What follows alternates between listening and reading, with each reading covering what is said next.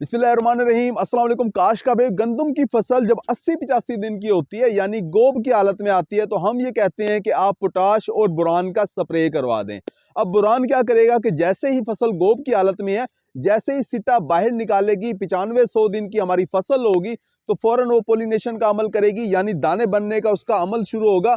और बोरान का बड़ा अहम किरदार है दाने बनने के अंदर। पोलिनेशन बड़े अच्छे तरीके से मुकम्मल होगी, सिट्टों के अंदर दानों की तादाद बढ़ जाएगी। बोरान का स्प्रे करना बहुत ज़रूरी है।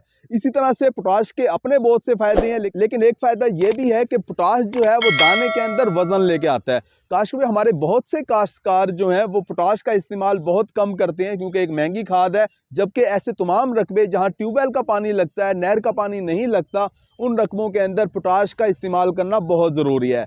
काश्तकार भाइयों, आपको चाहिए कि आपकी फसल जब गोब की हालत में हो तो पोटाश को फ्लड कर दें, लेकिन क्योंकि हम उसका स्प्रे भी करवा रहे होते हैं, किसी हद तक उसकी कमी को पूरा कर रहे होते हैं, अक्सर हमारे काश्तकार भाई ये पूछ रहे होते हैं कि क्या बोरान का और पोटाश का हम मिक्स स्प्रे करें तो क्या इनका आपस में कोई रिएक्शन तो नहीं होगा। तो काश्तकार भाई, बोरान का और पोटाश का मिक्स करके आप स्प्रे कर सकते हैं, कोई मसला नहीं होता। एक एहतियाती तौर पे आप ये काम कर सकते हैं कि बोरान का एक अलग घोल तैयार कर लें, अलग महलूल तैयार कर लें, और पोटाश का एक अलग महलूल तैयार कर लें।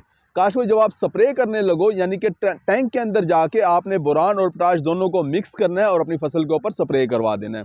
इस वक्त हमारे कुछ काश्तकार भाई जिनकी फसलें कमज़ोर हैं, पिलाहट का शिकार हैं, वो अमाइनो एसिड का स्प्रे भी करना चाहते हैं। तो वो पूछ रहे होते हैं कि क्या हम इसके अंदर अमाइनो एसिड मिक्स कर सकते हैं या नहीं कर सकते, तो उन्हें भी हाँ का जवाब है। यानी कि आप इनके साथ बोरान और पोटाश के साथ अमाइनो एसिड को भी मिक्स कर सकते हैं, कोई मसला नहीं है। इसी तरह से कुछ काश्तकार ये भी पूछ रहे होते हैं कि क्या इनके साथ पोटाश बोरान के साथ हम कोई फंजीसाइड भी मिक्स कर सकते हैं, क्योंकि बाज़ जगहों के ऊपर रस्ट का, कुंगी का हमला भी नज़र आ रहा है। पंजाब में तो किसी जगह नज़र नहीं आया, लेकिन सिंध में इस वक्त नज़र आ रहा है कुंगी का हमला।